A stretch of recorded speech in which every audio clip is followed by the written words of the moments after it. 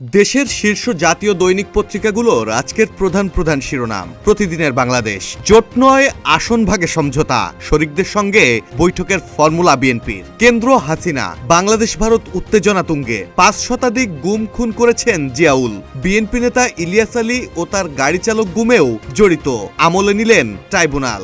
সামনে কঠিন পথ, ঐক্যবদ্ধ ও সতর্ক থাকুন, নেতাকর্মীদের বললেন তারেক রহমান। নতুন মামলায় গ্রেপ্তার মেজর সাদিকের স্ত্রী সুমাইয়া জাফরিন। সিঙ্গাপুরে হাদির অবস্থা অত্যন্ত সংকটাপন্ন। উদ্ধার গ্রেপ্তারের পরও মামলার তদন্ত ঘিরে নানা প্রশ্ন। ঘটনার সঙ্গে গ্রেপ্তার হান্নানের সম্পৃক্ততা না পাওয়ার তথ্য উল্লেখ করে আদালতে পুলিশের প্রতিবেদন দাখিল। বিদেশে কর্মসংস্থানে জটিল সংকট সৃষ্টি করছে দালালি ও প্রতারণা, বললেন প্রধান উপদেষ্টা। ভোটে ২০০ পর্যবেক্ষক পাঠাবে ইইউ, জানালেন ইসি সচিব। আগ্নেয়াস্ত্রের লাইসেন্স দেওয়ায় লাগতে পারে ইসির অনুমতি। প্রথম আলো। ঢাকা দিল্লি সম্পর্কে উত্তেজনা।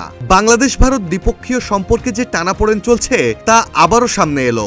২ দিনের ব্যবধানে দুই দেশের হাইকমিশনারকে তলব। নিরাপত্তা নিয়ে গভীর উদ্বেগ জানিয়ে বাংলাদেশের হাইকমিশনারকে তলব। দিল্লিতে তলবের আগে ঢাকায় ভিসা সেন্টারের কার্যক্রম বন্ধের ঘোষণা দেয় ভারত। ভারতীয় মিশন ও কূটনীতিকদের নিরাপত্তা নিশ্চিতে সচেষ্ট বাংলাদেশ।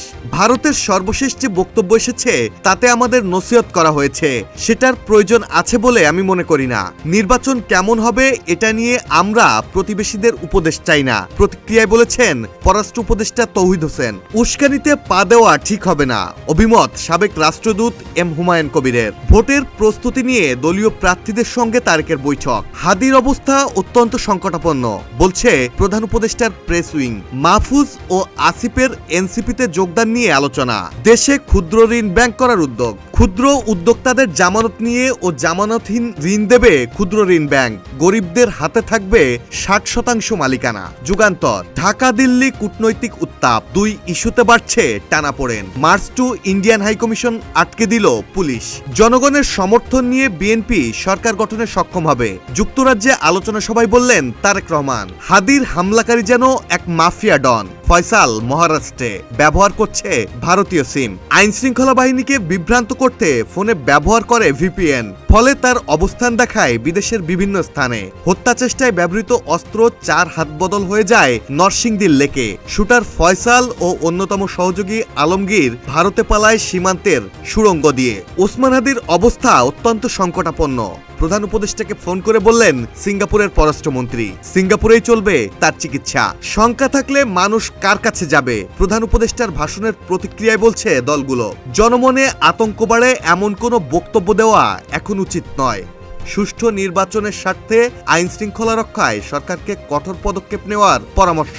ইত্তেফাক। বাংলাদেশের দূতকে ডেকে নিরাপত্তা নিয়ে উদ্বেগ দিল্লির। ভারতের সঙ্গে অন্তর্বর্তী সরকারের সম্পর্কে টানাপোড়েন আছে। নির্বাচন নিয়ে ভারতের নসিহত দরকার নেই, বলছেন পররাষ্ট্র উপদেষ্টা। ষড়যন্ত্র থেমে নেই, নির্বাচনও খুব সহজ নয়, সবাই ঐক্যবদ্ধ থাকুন। ২৫ ডিসেম্বর দেশে চলে যাচ্ছি, লন্ডনে বিদায়ী সমাবেশে বললেন তারেক রহমান। ভারতীয় দূতাবাস ঘেরাও কর্মসূচি মাঝপথেই আটকে দিল পুলিশ। ভারতীয় ভিসা আবেদন কেন্দ্র সাময়িক বন্ধ ঘোষণা। পাচার হওয়া অর্থ ফেরত আনতে অন্তত ৪-৫ বছর প্রয়োজন। দেশে বিদেশে ৬৬,১৪৬ কোটি টাকার সম্পদ জব্দ হয়েছে।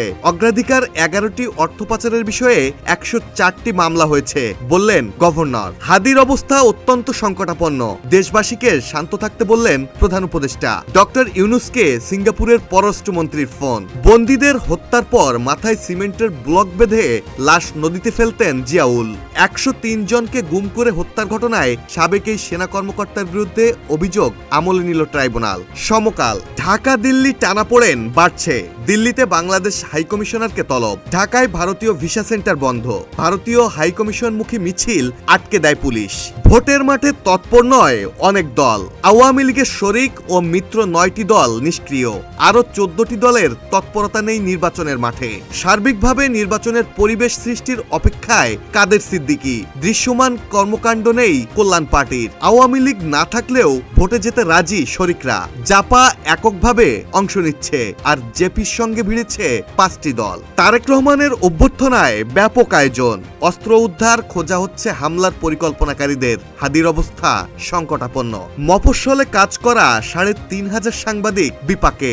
নতুন এমপিও নীতিমালা। পুলিশের জন্য বড় অঙ্কের কেনাকাটার আয়োজন, সংশোধিত বাজেটে বরাদ্দ বাড়তে পারে ১,৫০০ কোটি টাকা। কেনার তালিকায় ডাবল কেবিন পিকআপ ও prisoners van, motorcycle, tear shell, নজরদারি সরঞ্জাম। সীমান্তবর্তী জেলাগুলোর বেতার যোগাযোগেও আসছে আধুনিকায়ন। কণ্ঠ, উৎসবের মাঠে নিরাপত্তা চ্যালেঞ্জ, এরশাদুল্লাহ ও হাদির উপর হামলায় আতঙ্ক।